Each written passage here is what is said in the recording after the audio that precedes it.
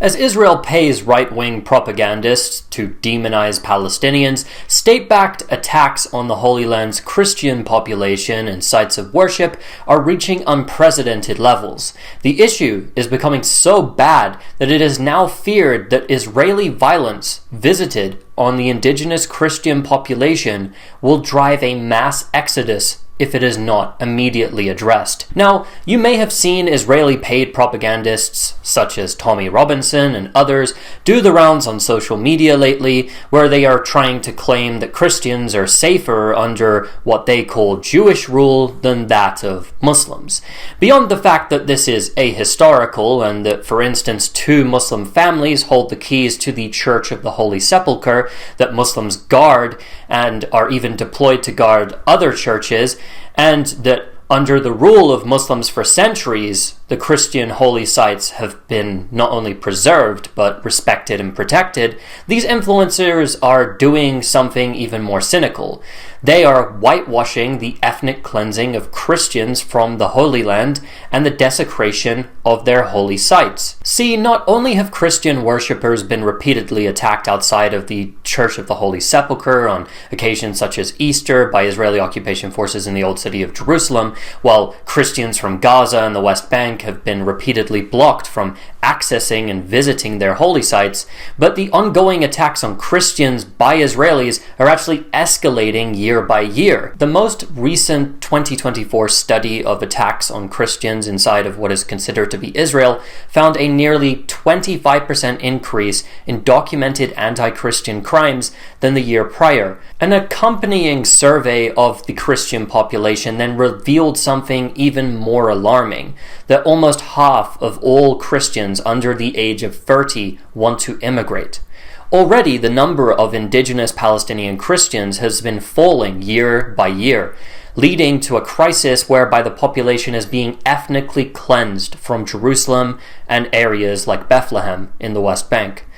While Israel portrays its problem with Palestinians as being some kind of Jewish-Muslim conflict, Palestinian Christians are still subjected to the exact same conditions as their Muslim neighbors under a brutal military occupation. Their children are still illegally detained in military prisons after going through kangaroo courts with a 99% conviction rate.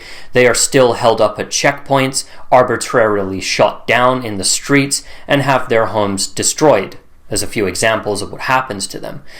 The range of attacks, including arson, anti-Christian graffiti, armed raids, and physical assaults on churches, all the way to Israelis routinely spitting upon and cursing against monks, nuns, priests, would be too much to include in one video. As we all probably know about the infamous cases of Israel bombing churches in Gaza, murdering dozens from the local population that lives side by side with their Muslim neighbors, the Israelis are also seeking to purge Christians from the occupied West Bank, which the Jewish extremist settlers believe must be cleansed as it is the biblical heartland of their so-called Jewish state. This campaign of terror has included the targeting of one of the last standing Christian villages near Ramallah, called Taibe, which was subjected to a number of pogroms by Israeli armed settlers who received full backing from the Israeli military.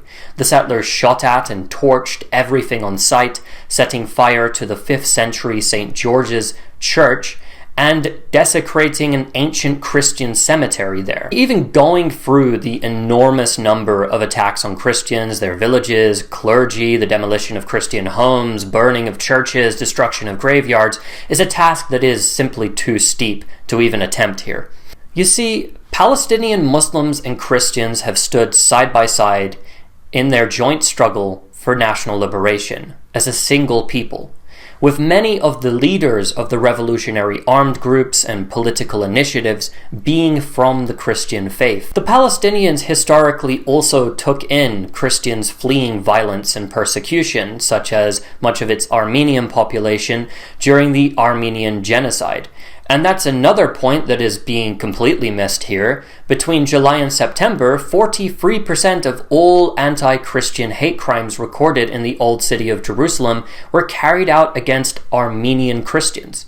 Now, you may ask, why don't I know this? Well, the answer is simple.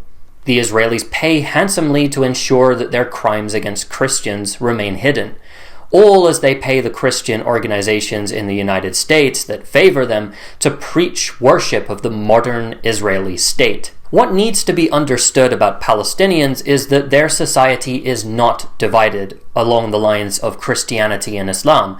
Both live together, respect each other, and worship side by side.